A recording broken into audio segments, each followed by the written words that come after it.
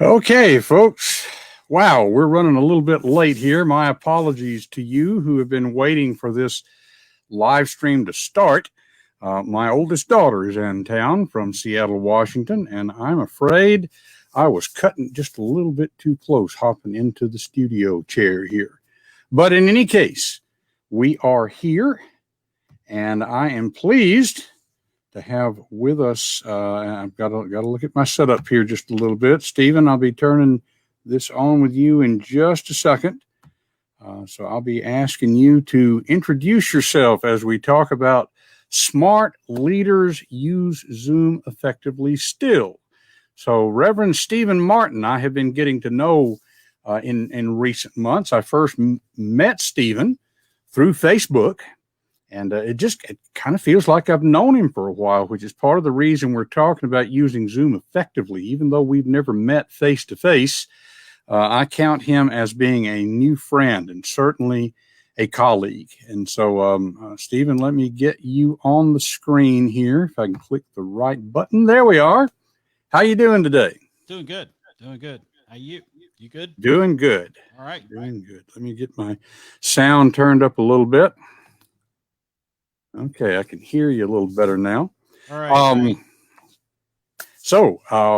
Stephen runs an enterprise called Lakeland Institutes, but he is a pastor in the United Methodist Church. He originated from the conference where I serve now, Holston Conference, which is in East Tennessee. And he's done a lot of interesting things over the years. So just to get you a little bit of background before we start digging into why this topic matters. Stephen, tell us how you got to where you are today. I'm still a very, I got a loud echo I hear. There we go. Okay. Okay. I'm still a very proud member of Holston Conference. So it is never a good idea to leave your roots behind, I think. I am living in the Washington, D.C. area after spending 5 years working for the National Council of Churches. And in the midst of a pandemic, I decided it was, time to move on. It was time to do something different. And I know that doesn't sound like good timing for most people, but I think it's been a fascinating period to be reimagining ministry and seeing people's, their lights are coming on. They're realizing what the potential is for all kinds of things right now. So I think it's a really exciting time. Okay. Oh, and we're about to have an invasion of cicadas here, which I understand is really something. So, that's another thing to be excited about. There's all kinds of stuff going on. And, it makes me think that throughout history, the church it's not just survived through crises. It's that every crisis that has come along, the church has served in it and has adapted to it, has made a difference in people's lives. So this is no different. It's interesting. I was just doing an interview for my podcast with a guy who's in Jefferson City, Missouri, and he's a Baptist and runs an organization called Word and Way. And he celebrated, the organization celebrating his 125th birthday this year. And he was talking about how he, was as soon as he realized how colossal the pandemic was going to be, he actually went back to his archives to read things that were in the magazine from the 1918 flu and to see how churches responded to that. And it was just fascinating. It was similarly a time of ferment and calling forth new things out of the church in 1918. And it was fascinating to hear him talk about the similarities between that time and this time. Indeed. Well, and, one of the things that, of course, is different is that we've got different technology now, ways that people could be connected that wasn't available then. But the church is Zoom wasn't nearly as well developed in not as well developed. Yeah. Maybe I don't know, carrier pigeons or something. But all kidding aside, 1918 was when the telephone was just starting to spread. is around, but it wasn't widespread yet. Telegraph was a new technology, and the church used the telegraph. Radio didn't come along till the 1920s. But as we look over church history, we see that the church has always made use of whatever the technology was in order to connect to people, in order to serve people. I was reading somewhere yesterday about the codex, which was a technological advance over the scroll. Yeah. That was a technology that the church took advantage of back in the early days. Vellum over papyrus, the printing press over handwritten documents, you name it. And we could talk about how all those things fueled great change in the life of the church that we all benefit from today. Indeed. And so it's within that context that we talk a little bit about, this whole idea of using Zoom. I suspect that a lot of our colleagues are thinking that, this Zoom thing was a stopgap measure. Right. It was okay when we had to do it, but now that we can get back into our sanctuaries, we really don't need to think too much about it anymore. What would you say in response to that? I hear a lot of that too. And I hear a lot of, and really for the last 6 months, I feel like I've heard people kind of going, well, I can see the day when our churches are going to open back up. And I don't have to worry about all this stuff anymore and get back to business as usual. And I feel like if we do that, it's an incredibly missed opportunity. It's just an astoundingly, we have learned so much in the last year. And I think one of the things we've learned is that you don't have to be in the building to join with a congregation. You don't have to do it at a certain time. You can be anywhere. You can, as a pastor, you can reach people. I've got several pastor friends who have people attending their services from South Africa, for example. I've been to workshops and programs that had to go online where everybody was like, oh, wow. Yeah, we just had speakers from all over the world and they participated in our conference in real time. And we couldn't have done that if we were at the Ritz-Carlton in Battery Park in New York. And by the way, we wouldn't have to have that catering bill either. And yet there is this gravity toward kind of getting back in the building, being together. There's nothing wrong with that. That's a perfectly good model for ministry. But I think we have seen that there are other models. Mm-hmm. And if we set those aside now, it would be a tremendously missed opportunity. Yeah. The Fresh Expressions movement kind of looks at this as well. It's not a matter of either or. We can serve these diverse populations. One of the concerns I've heard from some of my colleagues just right around me is that there's so many of our members who don't have the technology to be able to join us on Facebook or Zoom or whatever it might be. Even cell phones are a challenge for a lot of them. And while that is true, and see, here's some technology going off right now. I have no idea who these people are, so they'll just have to wait.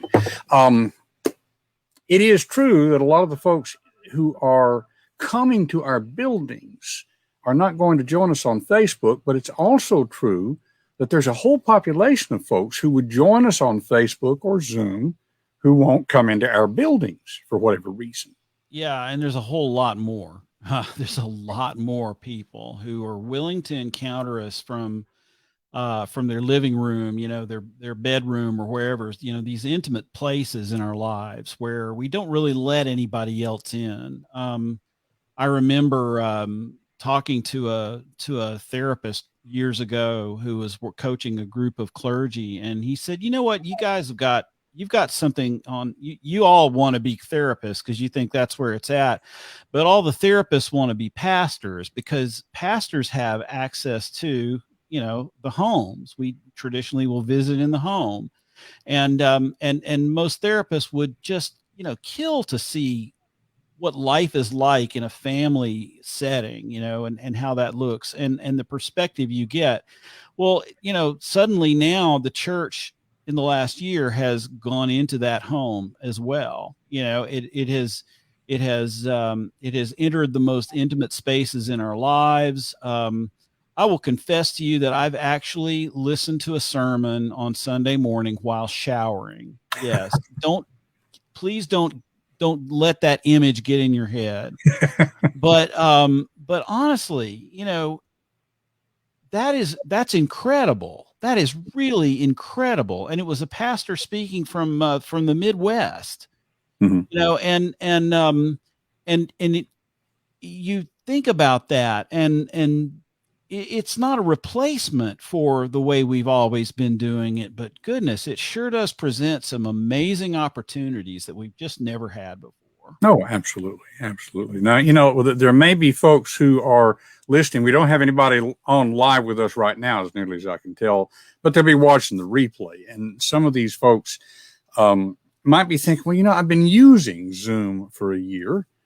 I'm, how should we say this? We don't want to throw anybody under the bus, but I'll bet you have been involved, as I have been, in meetings that were, yes, done on Zoom, but not done very effectively. Just what we're doing right now, this is not Zoom, of course, but there's a similarity here. Just the simple thing of paying attention to your microphone and to your lighting.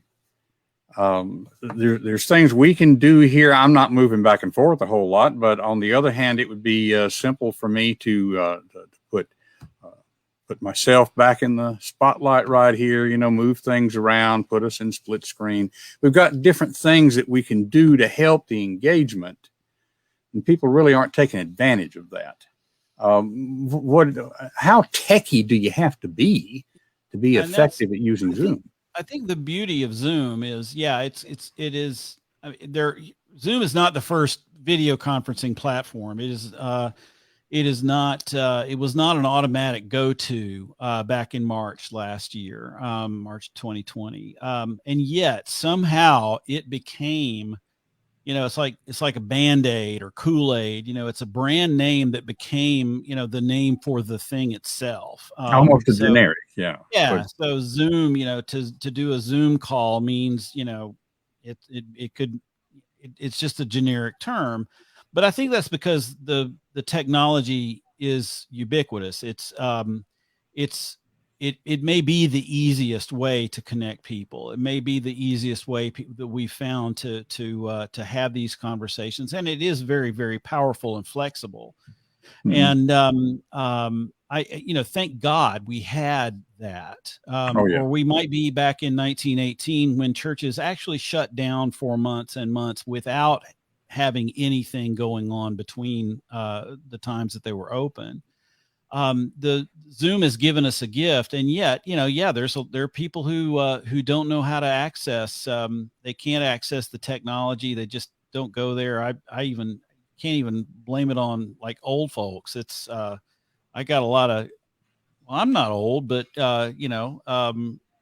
people my age, who are also not old, have trouble with this stuff sometimes. So there is that, but also you ask a question about engagement and how to make it. It was wonderful when we suddenly could, start working from home and doing our meetings online and everything. But became this thing called Zoom fatigue, where everybody got kind of tired of Zoom calls. And I think that, again, that was because we maybe were a little lazy. I again, don't want to throw anybody under the bus, but one of our greatest enemies, I think, in the church is a lack of creativity. We hear it show up in the phrase, "We've always done it that way." And we've all bristled against that phrase, but honestly, we clergy can be some of the slowest moving folks around, and we can get in our own way, and there's a lot more that can be done on a Zoom call than just simply putting a face up on the screen, putting multiple faces up on the screen, and having everybody talk. And there's a lot more that can be done. Absolutely. And I think that's the challenge right now, is for us to be creative in how we engage people. So it's more about, it's less about the technology and more about engaging people. Yes, yes. This is an appropriate place to say amen. Um, we've always, as we've said, the church has always used technology, but it wasn't technology for the sake of technology. And when properly used, Zoom is a very warm environment. I mean, you can really get a sense of being connected. So it's not rocket science, but it does take getting outside of what we've been doing in the past. Another population that I work with is college teachers. And of course, we as college teachers have done the same sort of thing. We want to take what worked in the classroom and try to make it work here. And I'm saying here, we're not on Zoom, but make it work in a virtual environment. Right. Mm-hmm. It takes a little bit different skill set. Not hard to learn, but it does have to be learned. That's right. Now, coming up this Thursday, here in the Holston Conference, although it's going to be open to anybody who's interested, we will be doing 2 webinars on Thursday. I think you're planning on maybe being able to be there with us for at least one of them. Yeah. Yep. 2 p.m. Thursday. Let's see, what's the date? May 20th. 2 p.m. Thursday, 7 p.m. Thursday. And to get the link, it's a little long to put up here on the screen. So what I'm doing is sharing with folks here this shorter link that will do 2 things for you. One is it will get you something that will be useful whether you attend the webinar or not. It's a handy guide you can download that will tell you the Zoom shortcuts. Stephen, I think the reason a lot of folks are hesitant to do Zoom is because they're afraid they're just going to do something wrong. You know, they're going to hit the wrong button or whatever. So these shortcuts will tell you the most often used shortcuts for the keyboard so that you're not having to fumble around and look for the buttons on the screen. I have to manage a Zoom call of approximately 400 people in the great state of Wisconsin tonight. And you better believe I will be downloading that sheet and learning those shortcuts real fast. I am personally appreciative of this resource that you've created, Don. Yeah. And I mean, it's just something we've assembled, from the internet, but we put it in one place for you, and as part of getting that, then you will get a thank you message that has the links to be able to register for both 2 p.m. Thursday and 7 p.m. Thursday. So that's the simple way to get those links. Terrific. Okay. And seemed like there was something else that I was going to mention there. By the way, if you need for me to be part of that thing tonight, just let me know. I don't know if we can do something like this, but I'd be glad to help. But in any case, we just want to make things work more effectively for helping to achieve that goal that we all have of making disciples for Jesus Christ for the transformation of the world. And this is a way of doing that. Not the only way, but on the other hand, it's free. Might as well take advantage of it. Any last thoughts, Stephen, as we think about our colleagues and those who might be hesitant about, do I need to spend time on this Zoom thing? Is it going to go away? Is it worth putting effort into? You want me to is it okay if I drop a bomb on everybody and kind of, deliver some bad news with maybe a little bit of hopeful stuff on the backside of it? Absolutely. Okay. Absolutely. All right. So one of my colleagues that I'm working with right now is an expert in church real estate. You don't think of very many people out there that know much about church real estate as a specialty, but Rick Reinhard does. And he has worked with annual conferences to catalog the amount of real estate property that they had in order to, kind of do some assessments about what's viable and what's useful and what's not. In one annual conference, he determined that the annual conference owned $1.5 billion worth of property. And if you think about it, that's probably about right. But his prediction was, or his work really had to do with an assessment of how many of those church buildings are viable, how many of them will survive, basically. And he calculated through a very, very, as scientific as you can get, set of criteria, he calculated that in the next 5 years, 1/3 of those churches will be closing. Oh, wow. So that is based upon trends that have been in place for a long time. That has to do with where churches were built and shifting demographics, at urbanization, all these kinds of things. But 1/3 of the churches in the next 5 years will be closing, and that presents a huge challenge to annual conferences and such, to try to figure out how to make, there's always something good that can come out of even something as dire as that. There's a way to repurpose buildings and so on, so that the ministries grow rather than shrink. But my point is, 1/3. That's amazing. I would dare say, though, that is a reason why it is incumbent upon all of us who care about the church, not just those of us who are trying to make a living by being a pastor, but everyone who cares about the church. We have to realize that the world has changed. It has changed fundamentally. And the one thing that has not changed is the good news of Jesus Christ, which must be carried and will be carried throughout the four corners of the world. Having said that, I think it's now part of the job to not only preach on Sunday morning, to not only stand in the pulpit and welcome a congregation into the room. I believe it is now part of the job that we have as clergy, as church leaders, as disciples of Christ, to be out there doing everything we can to communicate, to engage.